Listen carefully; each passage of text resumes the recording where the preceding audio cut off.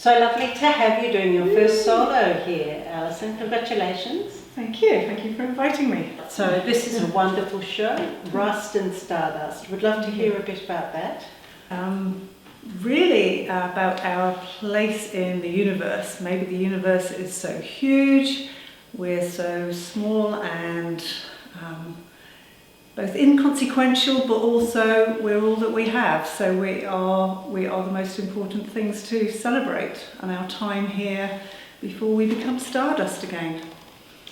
How has that impacted on the actual work that you've produced? So clearly you've thought about that theme for a long time. How did you translate it using the materials that you did and the techniques that you use? I think the works are all about connection. So they are either about our human connections or things that happen in our lives and how they have repercussions. So this piece particularly is as if you've thrown pebbles into a pond and you get that lovely interaction of your sending out waves and other things coming back as reflections or other connections that happen, and then how that changes the pattern of your lives.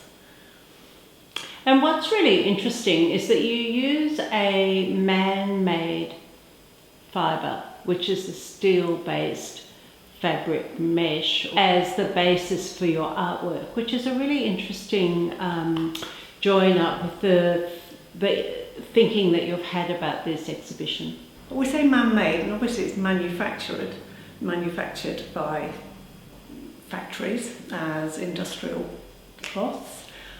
But actually it's metal. Metal is it's an element which is inherent to our world. So everything that I got here, such as the metal and the colours that come through in the metal, are all natural processes, and including a lot of the patinating techniques, which are natural oxides, which suggest the passage of time. So although it's a manufactured, it's actually a natural element. What draws you to a metal fabric? I think it has, I love that the colours that I create are inherent in the material. They are not imposed on it by paints or dyes or other elements afterwards. Physically, I love the way the light plays across the medium. I think that's really attractive. And if I light from behind, because it's translucent, I get different colours, a whole different feel of the textures. So it gives me possibilities that other fabrics might not. Actually, the colour is, it's an iron rust and it's a copper verdigris that's working there. So they're actually, again, they're part of the metal.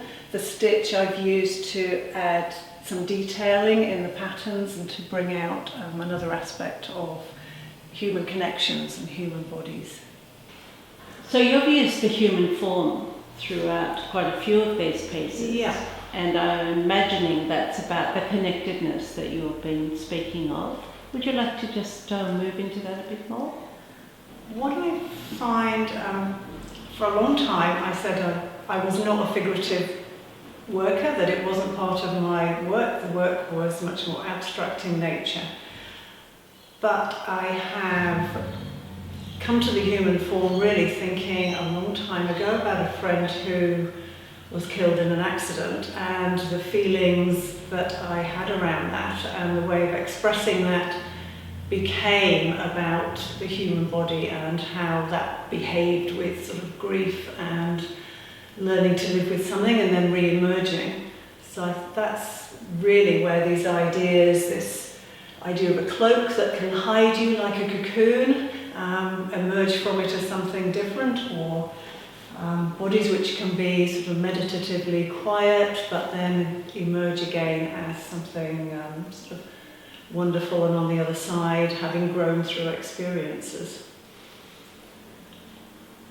You spoke about the luminosity of your artwork when lit. The one next to you certainly sings with a bit of light within it. Yeah, and you can see, I think, from that how, just in pure material terms, you get these amazing folds and textures, very, not necessarily organic, very geological perhaps, aspects based on the light moving through this translucent material. And I think that's a very special quality of the materials which I've been able to use to make these big pieces. So these are a perfect example of what you were just speaking of. Yep, you can see both how the pieces hang depending on how I've manipulated the fibres. There's wonderful shadows that become part of the work because what do shadows evoke? Perhaps the past, perhaps they're a memory of something, and the piece is actually moving forward from that. So we've got all sorts of weaving techniques, sort of fabric manipulation techniques, and I think they just speak for themselves, really.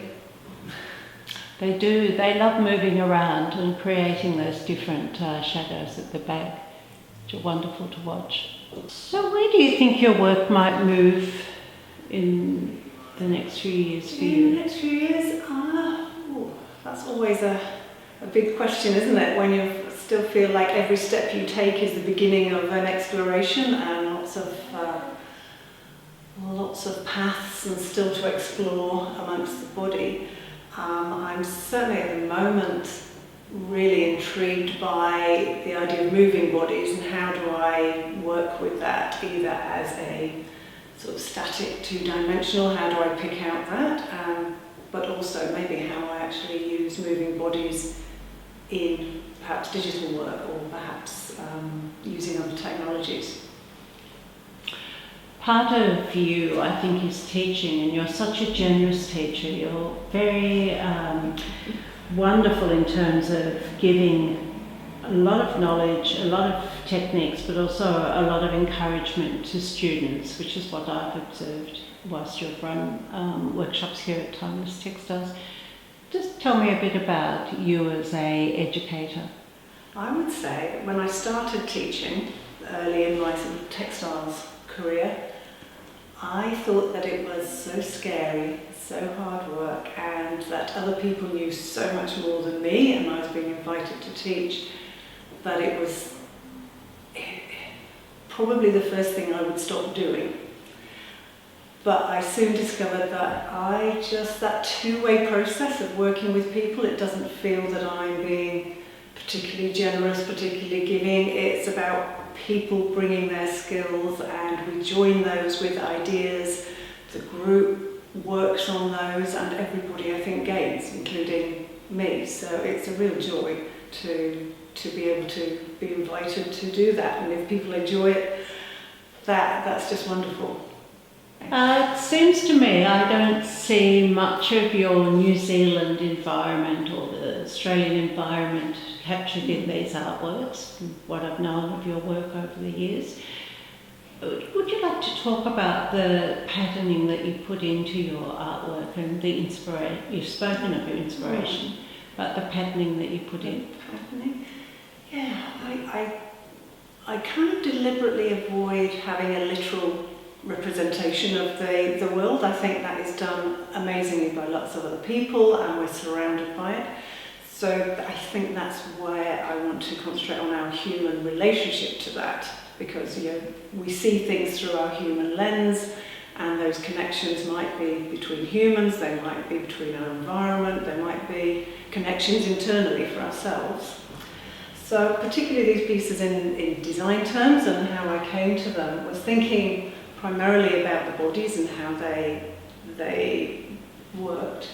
And then I worked on the negative space and the patterns that happen within those spaces. So each of the patterns that kind of develop in the stitch are related to the negative spaces, as if lots of bodies were crowded together, and then the gaps between them developed.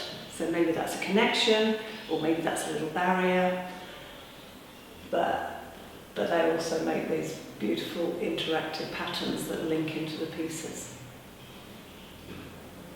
So the patterning is organic, it's not a planned pattern. that represents anything in particular. It's much more organic for you. Yeah, it grows from that piece. It's not a separate element. The body's repeated, and the shapes between the bodies is how all of those patterns are developed. So this one's a very fine example of, once again, the patterning that's growing out of the body. Yeah.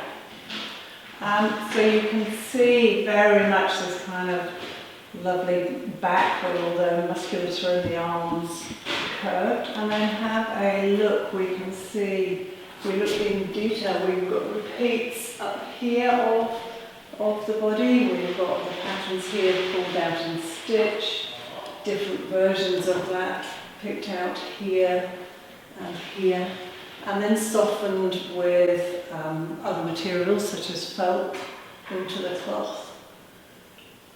Then these lovely patinas that develop when you rust the iron and rust coppers and get those sort of lovely verdigris, just to pick out the details in the main character.